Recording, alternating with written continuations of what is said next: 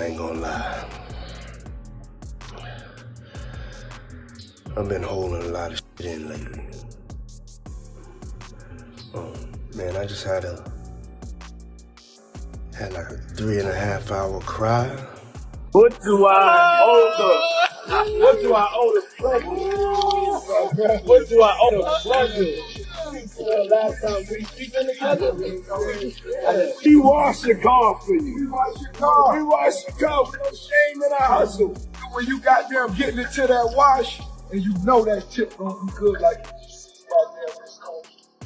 y'all better start buying this slippery soap, man. What's going on there? The streets are on fire, and nobody saw this one coming. 50 Cent just dropped some explosive tapes that have Rick Ross in a complete meltdown. But this isn't just another hip-hop beef, this is something else entirely.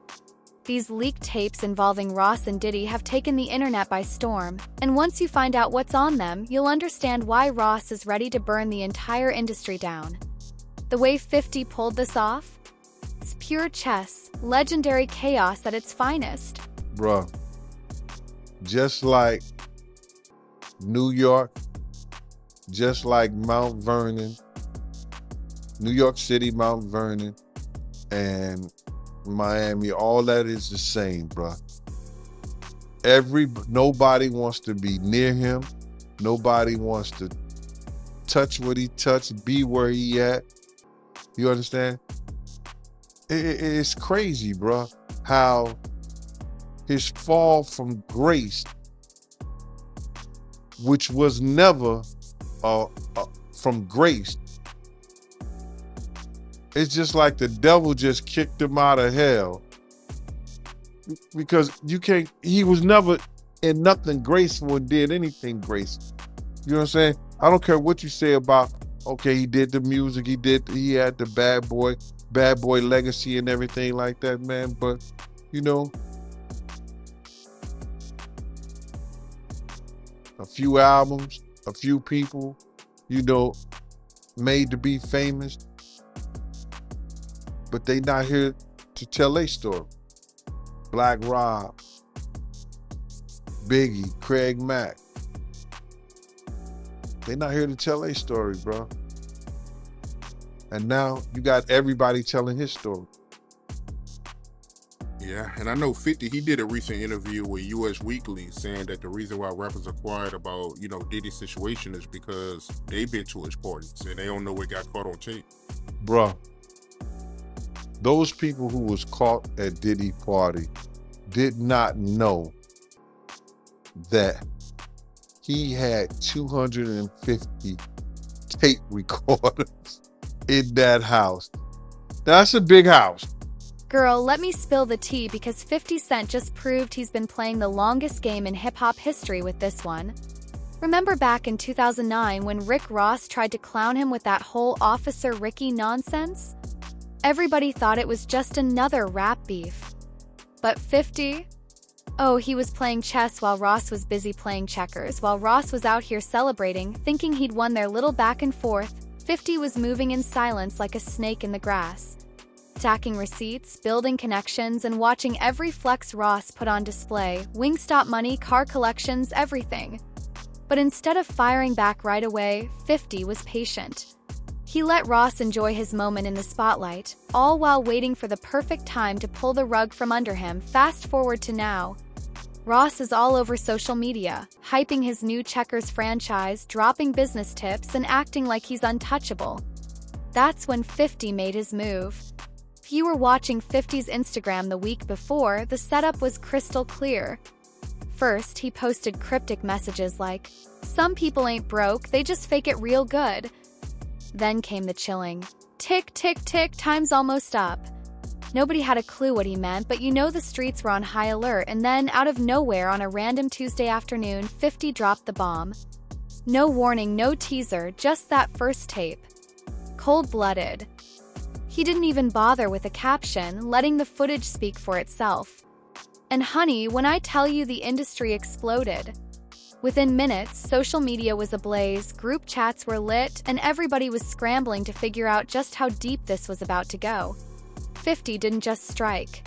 He left the whole industry shaking. But he had 250 tape recorders in that house that they took, that the feds found. So now with them finding all that and you being at a Diddy party, you know you may have done something that was caught on one of those tapes. You just better pray to God that they don't recognize you. Those people who know that they did something, no, they're not going to speak out. They're not going to say nothing. What part of the game is that? They are not going to come forward and tell on themselves. Nah, not at all. Ice Cube, he said it himself, bro.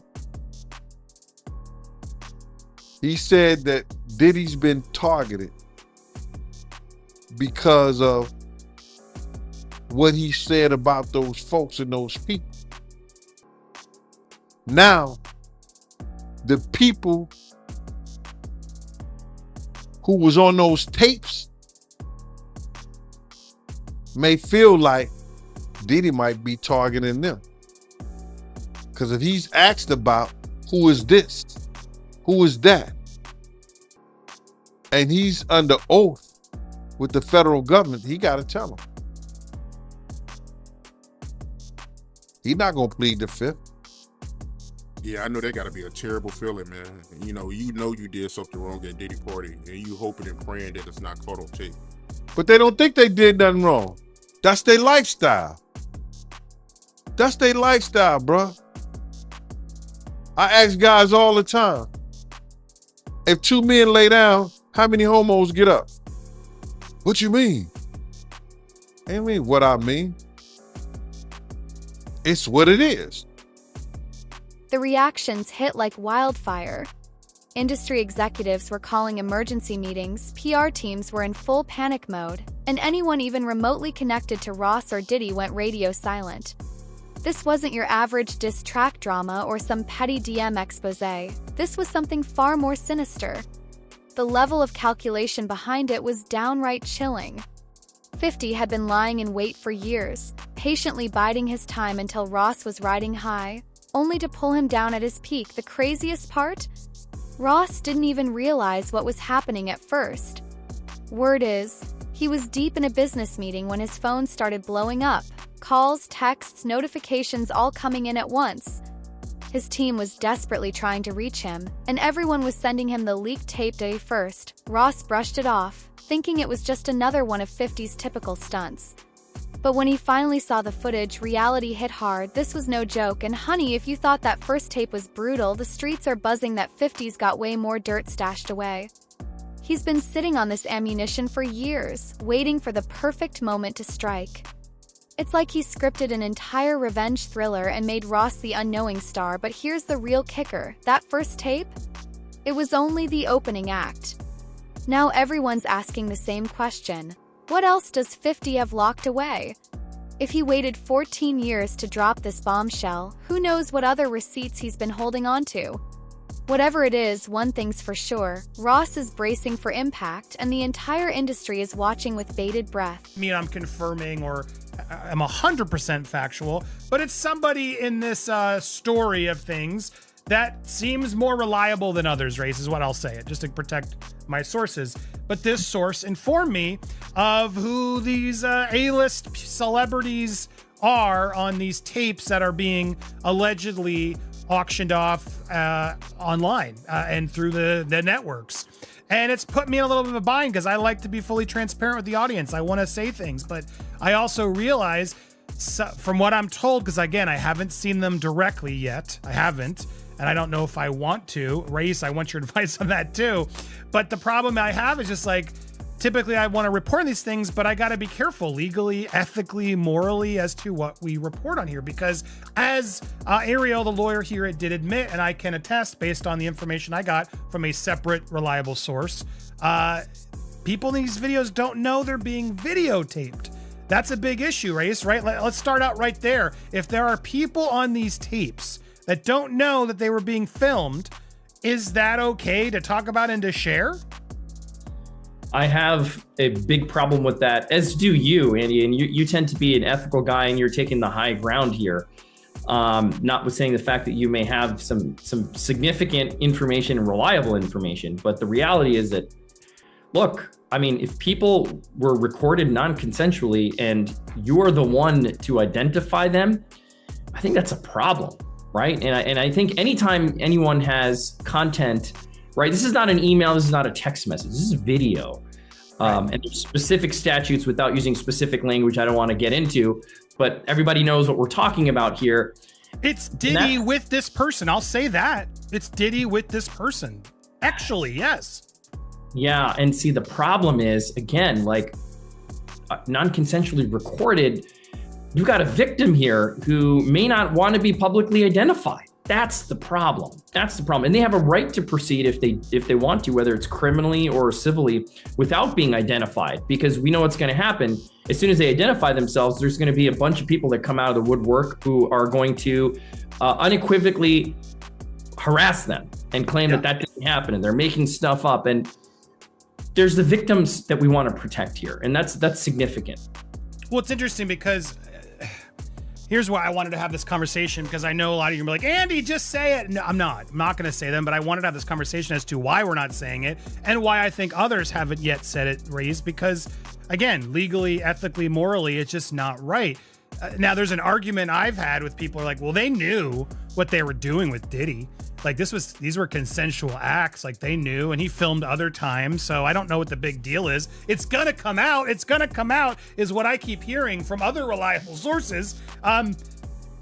It may come out, but it's not going to come out via me. That's just to warn you all, because I don't think it's wise for us to put out something like you just confirmed it without the consent of the other person in the video. Because again, from what I'm gathering based on some of these tapes, and again, we're still learning more, and I haven't seen them with my own eyes. Remember all those times Ross swore up and down that he never did business with certain people? Well, that's exactly why these tapes are so explosive, because honey, the receipts don't lie. 50's got Ross caught in 4K doing the very things he spent years denying. And this footage? It's not some minor slip-up. It shows Ross in seriously compromising situations with Diddy, and we're not talking about casual business meetings. No, we're talking private parties where Ross is getting way too friendly with people he always claimed to have never even met. But here's the real shocker: the audio. There's a clip where Ross is openly bragging about how he and Diddy set up these so-called special arrangements with up-and-coming artists. And the way he talks about it so casually? It's obvious this wasn't a one-time thing, this was a whole system. Industry insiders who've seen the footage are saying this kind of dirt could get someone blackballed from the business for good. What's really got everyone shook is how these tapes are connecting to all those old rumors about Ross's early days in the game. The stories he's been shutting down for years about how he really got his start? Well, these tapes are painting an entirely different picture. Ross is right there on camera, chilling with people he swore he never dealt with, and speaking about shady dealings he's always denied. Piece by piece, the truth is unraveling. And this time, it looks like there's no way for Ross to deny what's coming to light. Isn't it weird that the government was so interested in Diddy's baby oil that they took 1,000 bottles away from his house? If the government took 1,000 bottles of baby oil and somebody had things what appeared to be baby oil, and then you have to listen to the prosecutor. He said that they seized 1,000 bottles what allegedly to be baby oil. Allegedly to be baby oil. So that's telling people that it wasn't baby oil. And people think that that was baby oil, they out their mind. I don't believe it was baby oil. Yo, bro, when they went up in there, they knew what they was gonna find. They knew what was ever in that baby oil or that those bottles that appeared to be baby oil, they knew about that at first. You gotta realize 9 times out of 10, that individual that got caught at the airport, that was supposed to be their carrier, told them what they was doing and what they had. I wouldn't put him past that he told them everything. So when they went up in there, they knew they had to take whatever was out there, and that thing that appeared to be baby oil, they took that. They got to test every last one of them. Let's see how much, let's see how many of those come back to be baby oil. Bro, listen to me. Costco don't sell that much baby oil. Where you know sell that much baby oil? Yeah, I don't know any store that sell that much baby oil. I know Costco, they came out and said that they don't even sell baby oil. My sentiments exactly. But you personally, right, what do you believe was in the baby oil? If you ever seen a massage parlor being raided and they walking out the people, do they take the massage oil with them when they go? No, they just walk out the people who are being arrested. The reactions inside the industry have been nothing short of insane. One executive, who chose to stay anonymous because they're still active in the game, said watching these tapes felt like witnessing someone's entire career crash and burn in real time. Another source close to Ross's label admitted they had to call emergency meetings because nobody knew just how many more bombs 50 was ready to drop. This isn't your usual rap beef with petty DM leaks or diss tracks. No, these tapes have Ross and Diddy looking real suspicious, especially with all the other allegations swirling around right now. And the timing? Couldn't be worse. Ross is out here trying to expand his business empire. Wingstop franchises, Checkers deals, all those brand partnerships hanging by a thread. And Diddy? He's neck deep in his own mess. The real nightmare for Ross is how these tapes could jeopardize everything he's built. Corporate America doesn't play when it comes to their reputation. The moment they see you tangled up in drama like this, they start distancing themselves fast. And the worst part? Everyone knows 50's sitting on more footage. Every time Ross tries to deny something or explain it away, 50 comes back with another clip, making him look worse each time. It's like 50 had been shadowing him for years, patiently waiting for the perfect moment to unleash all this chaos. And when word got back to Ross about what was actually in those tapes, things got heated real fast. It's one thing to hear rumors, but it's a whole different beast when you know there's actual video evidence out there, exposing everything you've been trying to keep under wraps. And the way Ross responded? Baby, that's when everything went from bad to downright catastrophic. If you ever seen a person getting arrested and the people being arrested in those brothel houses, do they take out the stuff in the brothel houses? No, they don't. They take the individuals who are being arrested out the brothel houses. For them to take 1,000 bottles of baby oil, it's like that they did not leave one. They left people there, but they ain't leave not one bottle. Nobody needed no baby oil. So my whole thing about it is that there was something in that other than baby oil. That's why they took all the bottles. And 9 times out of 10, if I would give it a wild guess, it was, and like some of the people told me, it was probably that GHB. What's that? I think it's gamma hydrox.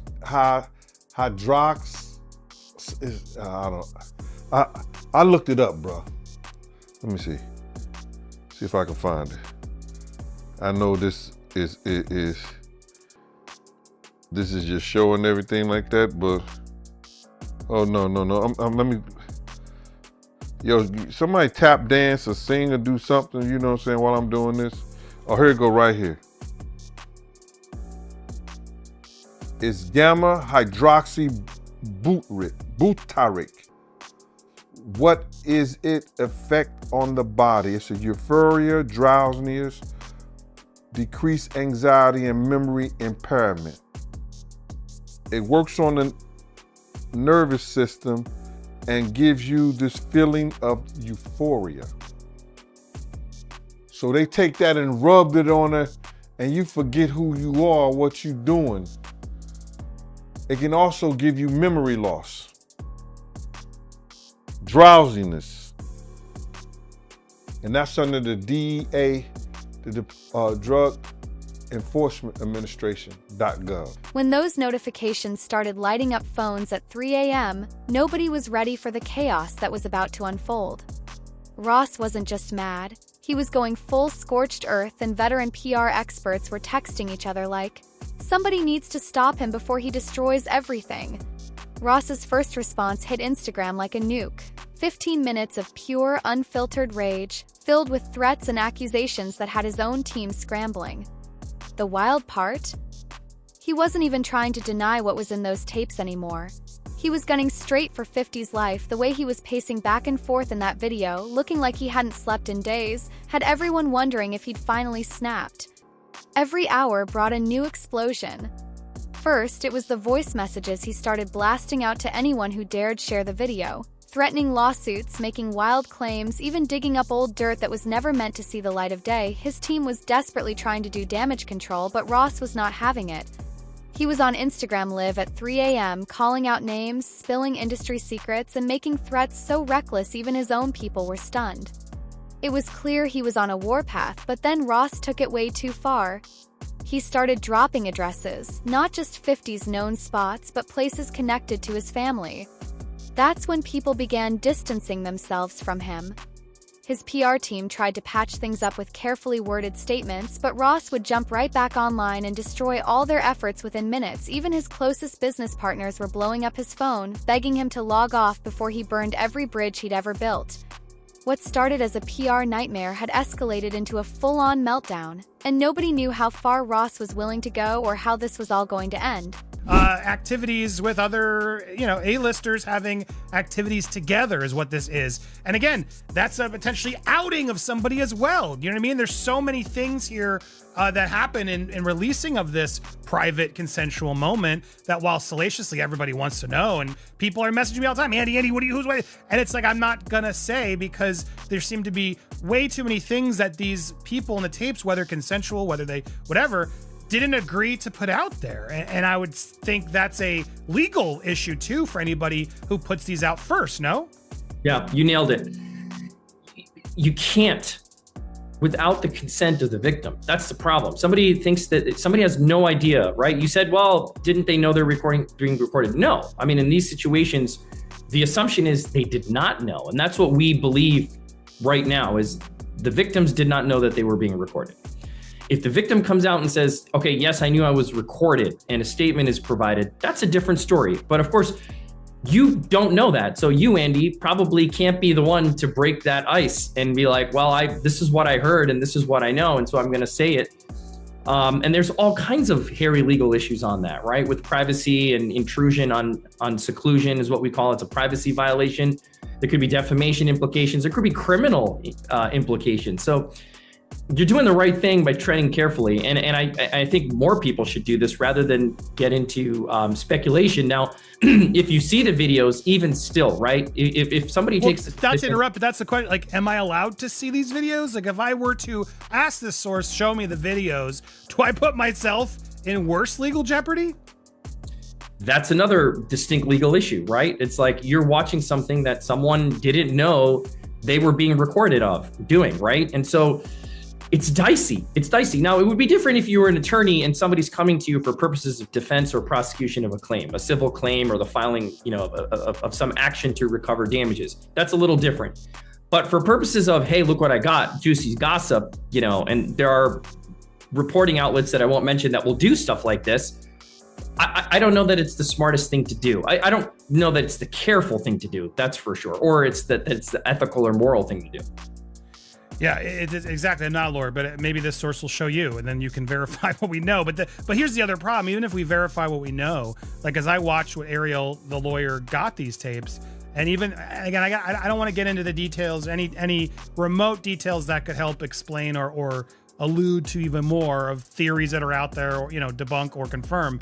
But I will say, hearing what I heard, which again isn't confirmation, but hearing what I heard, it makes me dislike what Ariel's doing even more, because I think there are going to be people out there, if this information does get out in some way, that are going to deny that these people are victims, that they're going to try to say, oh no, they're just consensually and they were hiding this affair and yada, yada, yada. And I don't see it that way personally. I mean, and granted, I haven't seen or know, like this isn't somebody involved from what I've gathered in these tapes of them, you know, doing it to others in a way, you know, criminally, like we've heard in some of these suits. This is just, it almost feels like, again, if it's real, like blackmail material that Diddy keeps to sort of hold over these people's heads.